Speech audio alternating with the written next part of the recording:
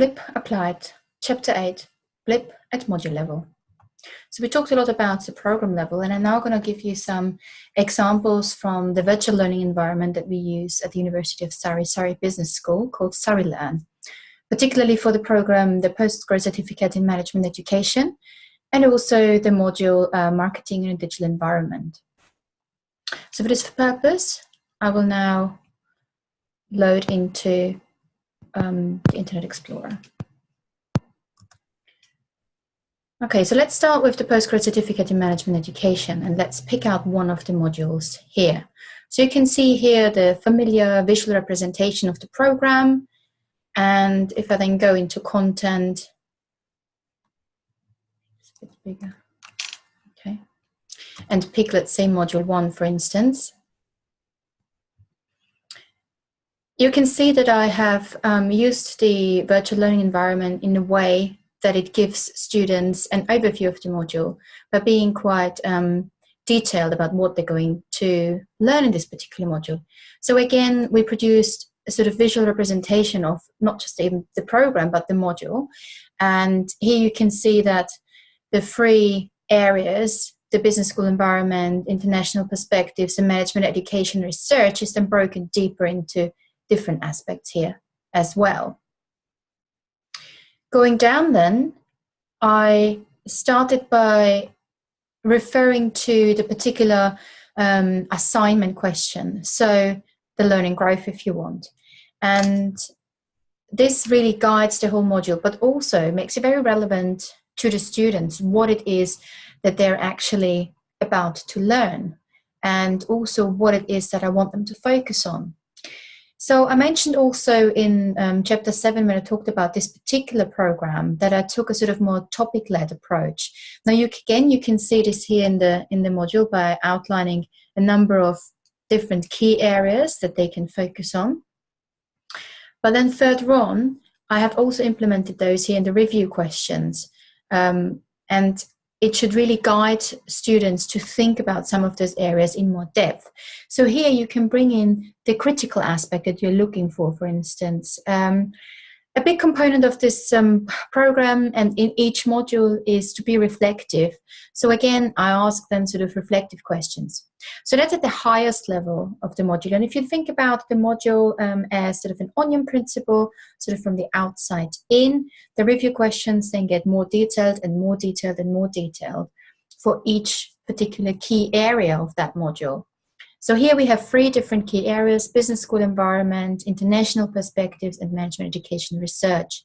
Each has their overarching review question. And if you then go to the left here in the content, table of content, you can see that these are broken down with a number of different resources. So if we would click on the business school environment, then again, this is broken into so further sub key areas if you want. The business school future, the business school brand, and the business school and accreditation. And I have then sub-questions for these as well. So they're sort of hanging underneath the review questions. And how do I develop those, and why are they important? Well, because this particular module is mainly happening online, and we have quite a lot of online discussions, so blended in the way that we use a number of different channels. It's important that I can guide students and that they can actually self-learn or be self-directed in their learning here. So having those questions and relating them to then the materials that they can find, I always write a little sort of introduction where I then pose, let's say, a sort of provocative question. And then I give them a number of different materials that they could have to look through. And here's a number of different interviews. If you would click on that, you would see that there are different topics that we explore as well. Now, you might think, well, this is quite a lot to read, and yes, I would agree with this, but the idea is not that students read it all. The idea is to provide as much as it would help them to have a good understanding, so that you feel it's saturated. So what we don't want is, we don't want the module or in terms of the creation and the content that you put together to be too skinny. Although we don't want it to be too obese either. So we want to find a good balance in there, and really be very critical about the resources that you're using. So I refer to all of the resources up front. The question also relates to them. And then the interviews that I have conducted also relate to the question in particular.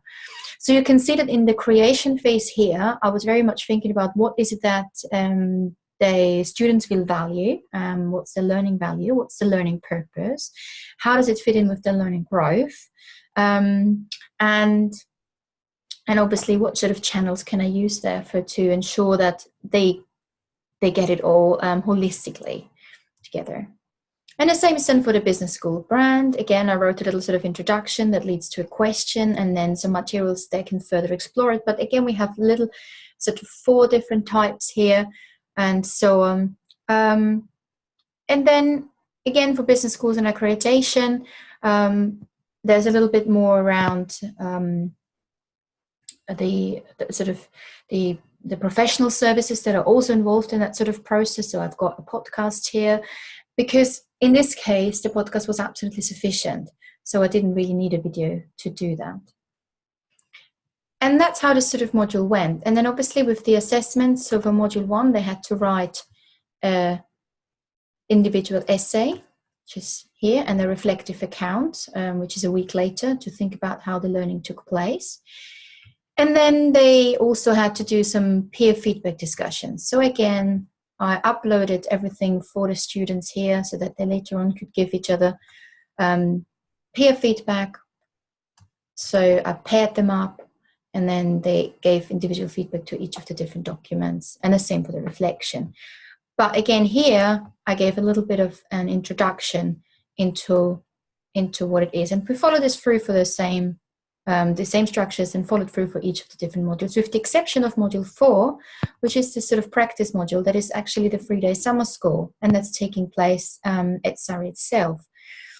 But similarly, I started to write the narrative for that and follow the same structure with the questioning, uploading the materials, preparing materials.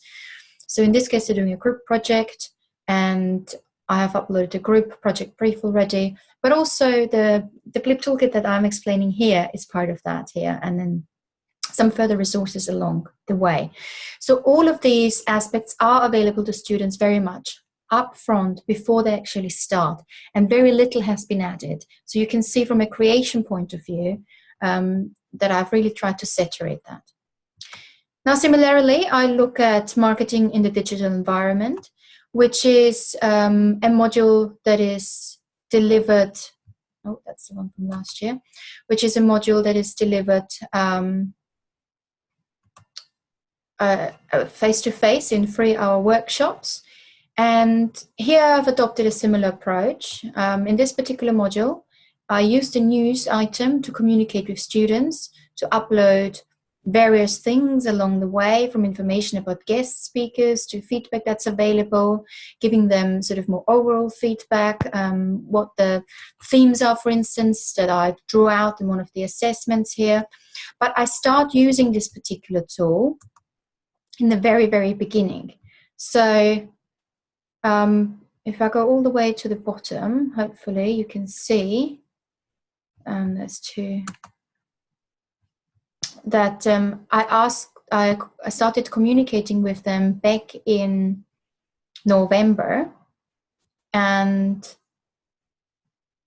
uploaded questions and relevant information, introduced a book, for instance, that I would like them to read. And so, like I said, this was in December, and the module didn't start until February. So here I wrote a little bit of an introduction about what they can expect, but also what I think they might want to be reading beforehand. So that's not a must. That's just sort of staying in touch, building rapport, building relationships, and so on. I interviewed both Michaela and Keith up front and sort of put up their tips so they can get familiar with my co-practitioners, co-teachers as well. And then we went into the sort of the material, and this was already related to one of the assignment tasks as well, the so-called verbal chat that we have. And I wanted them to explore it, and that was in the end of January, so just about a week or 2 before we actually started. And I started having relationships with the students and questions beforehand. So while the teaching starts a lot later, it actually was quite interesting how I was able to engage with them from the very beginning. And then I post whatever's necessary for you, from homework to updates to further information to additional events that I think they might find useful, and so on and so forth. Now going into the content again. So the news stuff starts out very much in the beginning, and then sort of gradually develops. Whereas the module content that I'm showing you now, that was all created almost before December. Actually, I had it ready, or definitely finished off in January. But students had access to everything, and they could see the module grow. So obviously, I've got a similar structure to the one that I showed you earlier. And here you can see that I've split this into 3 parts. So while I take a sequential approach in the way of how we deliver it, and some of the subject as well, maybe, I've split it into 3 big topics so that they can orient themselves as well and introduce the people and so on. But also, I've given a quite in-depth weekly syllabus here, and they've got this available as a PDF and so on, where each session is very briefly described what they expect. And then I have used the same information, if you go to the table of contents again, in each of the workshops. So there is, again, this sort of consistency, and I know exactly what, and they know exactly what to expect. So if they would look at the PDF or the syllabus, and then they would look at the information here, they would see that. And in the introduction, I then guide them through, and I've uploaded sort of more information. That is all up front. So if we look into one of those in more detail, for instance, I have then subsections here. And then for each of them, I might have put up materials up front, but maybe also afterwards. So presentations, for instance, when I had a guest speaker coming in and so on. But mainly, all these links here are already established way before I start teaching. So I know what's happening, and I know exactly where I want them to get to. And then in week 12, we have the sort of the verbal chat in this case.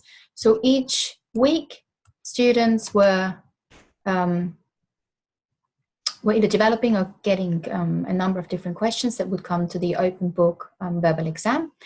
And I updated them here each week.